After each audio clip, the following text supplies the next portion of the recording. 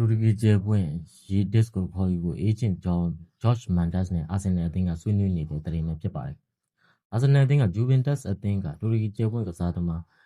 ကီနန်ရီဒစ်ကိုခေါ်ယူဖို့အေဂျင့်ဂျော့ချ်မန်တက်စ်နဲ့စတင်ဆွေးနွေးနေပြီဖြစ်ကြောင်းဥရောပမီဒီယာတချို့ကဖော်ပြခဲ့ပါ။တိုက်စစ်ကစားသမားရီဒစ်ကအသက်28ရှိပြီဖြစ်ပြီးတော့ဂျူဗင်တက်စ်အသင်းမှာခြေစွမ်းပြနေတာကြောင့်ခေါ်